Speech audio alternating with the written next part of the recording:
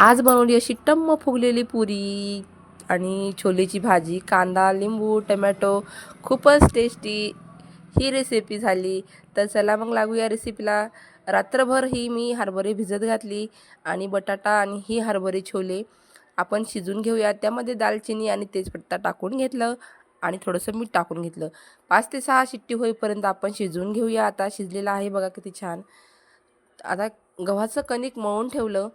आता ही ग्रेव्ही करण्यासाठी साहित्य कांदा, खोबरं आणि थोडासा खडा मसाला टाकून घेतला आणि टोमॅटो हे छान ग्रेव्हीचं सामान भाजून घेतलं.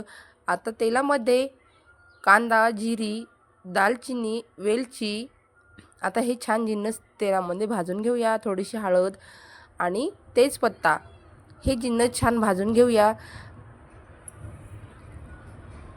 खूपच टेस्टी होते. आलं लसण आणि कोथिंबीर याची ग्रेव्ही, थोडासा मिर्च मसाला.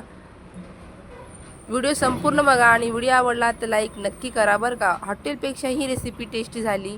एकदा तुम्ही नक्की करा आणि कमेंटमध्ये मला नक्की सांगा. आता ही ग्रेव्ही आपण छान मिक्सरला बारीक करून घेतली. या ग्रेव्हीमध्ये गरम मसाला मी बारीक करून घेतला.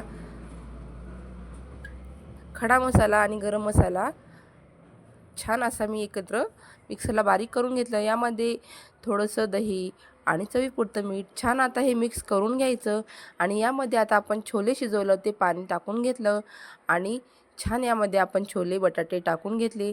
गरजेपुरतं पाणी टाकून घेतलं आणि 10 ते 20 मिनिट आपण ही भाजी शिजवून घेतली.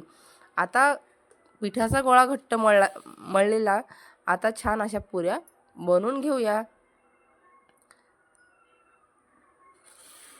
चुलीवरचं जेवण खूपच टेस्टी होतं. एकदा तुम्ही नक्की करा आणि कमेंटमध्ये मला नक्की सांगा कशी वाटली ही गावाकडची रेसिपी. तर आता हे छान आपण अशा प्रकारे पुरी बनवून घेऊया आणि छान अशा तळून घेऊया.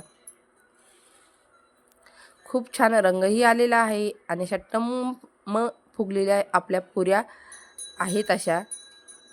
खूपच टेस्टी होते. हॉटेलला जाण्यापेक्षा घरी तुम्ही एकदा नक्की करा. ही आपली रेसिपी पुरी आणि छोलेची भाजी तयार आहे. व्हिडिओ आवडला तर लाईक करा, चॅनलला सबस्क्राईब करा, शेअर करा, कमेंट करा. छोटीशी रेसिपी कशी वाटली गावा